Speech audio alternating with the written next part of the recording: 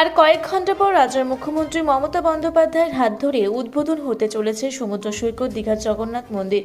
সেই দীঘার জগন্নাথ দেবের মন্দির প্রতিষ্ঠা উপলক্ষে আজ তারকেশ্বর হকার্স ইউনিয়ন ও তারকেশ্বর আইএনটিটিইউসি শাখার পক্ষ থেকে প্রসাদ বিতরণ করা হলো। তারকেশ্বর স্টেশনে উপস্থিত ছিলেন আরামবাগ সাংগঠনিক জেলা তৃণমূল কংগ্রেসের সভাপতি তথা তারকেশ্বর বিধায়ক রামেন্দু সিংহ রায়, তারকেশ্বর শহর আইএনটিটিইউসি সভাপতি চন্দন পাল, তারকেশ্বর শহর তৃণমূল কংগ্রেসের সভাপতি উত্তম ভান্ডারী, তারকেশ্বর শহর তৃণমূল কংগ্রেসের সভানেত্রী রীতা মণ্ডল, তার কাছে পৌরসভার ভাইস চেয়ারম্যান প্রবীর চন্দ্র সহ অন্যান্য পৌর কাউন্সিলর এবং হকার্স ভাইরা এই দিন স্টেশনে আগত মানুষদের হাতে প্রসাদ তুলে দেওয়া হয়। এই বিষয়ে সাংবাদিকদের মুখোমুখি হয়ে বিধায়ক রামেন্দু সিংহ রায় কি বললেন চলুন একবার শুনে নেওয়া যাক। প্রথম কথা হচ্ছে এই খাজাটা আমরা এখান থেকে করেছি, কিন্তু প্রত্যেকটা জায়গায় কালকে যে ওখানেতে মহাযজ্ঞ হয়েছে সেই মহাযজ্ঞের প্রসাদ আজকে সব জায়গায় পশ্চিমবাংলার প্রত্যেকটা ব্লকে ব্লকে পৌঁছে গেছে, প্রত্যেকটি বিধানসভায় পৌঁছেছে। সেটাও দেখতে পাচ্ছেন এই যে এইরকম দ্বারা একদম প্যাকিং করে ওখান থেকে এই প্রসাদ পাঠানো হয়েছে।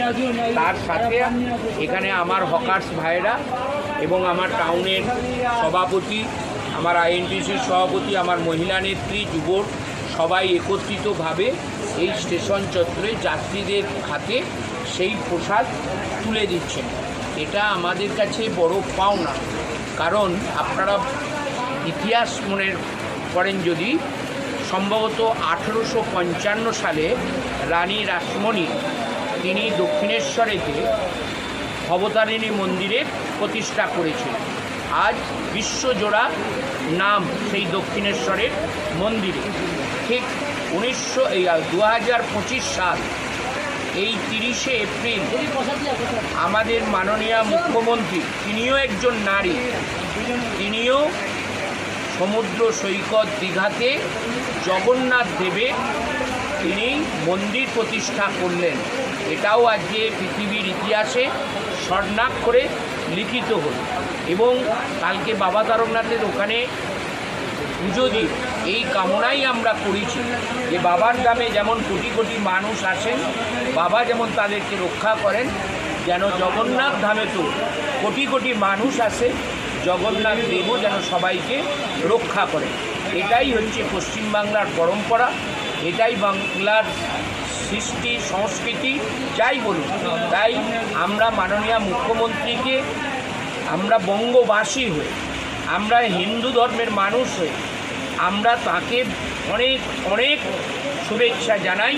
তার এই প্রচেষ্টা ইতিহাসের পাতায় যেমন স্বর্ণাক্ষরে লেখা হলো, ঠিক কোটি কোটি মানুষ ওই জায়গায় এসে এটাকে ধন্য করে দিল। আজকের এই শুভ মুহূর্তে অগণিত ভক্ত, মানে লক্ষ লক্ষ ভক্ত সেখানে পৌঁছে গেছে। কি মনে হচ্ছে? আজকে ঠিক দুপুর 2:30টার সময় আমাদের সকলের প্রিয় নেত্রী বলুন, এই বাংলার মেয়ে বলুন, এই বাংলার মা বলুন, তিনি আজকে জগন্নাথ দেবের মন্দিরের দ্বারোদ্ঘাটন করবেন এবং তার বক্তব্য তিনি ওখান থেকেই সমগ্র বিশ্ববাসীর উদ্দেশ্যে রাখবেন। তাই লাখো লাখো মানুষ সেখানে পৌঁছেছে এবং পশ্চিমবাংলার প্রতিটি প্রান্তরে অগণিত মানুষ পথে নেবে, তাদের মতন তাদের ইষ্ট দেবদেবীর পূজা দিয়েছে, পূজা দিচ্ছে।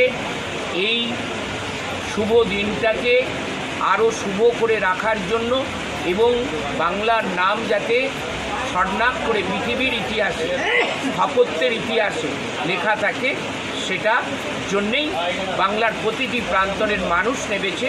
এবং আজকে দুপুরে সবাই আমাদের ওখানের যে উদ্বোধনী অনুষ্ঠান সবাই নিজের চোখে পরখ করবে। ধন্যবাদ। তারকেশ্বর হুগলি থেকে আশিস কুমার ঘোষের রিপোর্ট, রূপসী বাংলা মিডিয়া।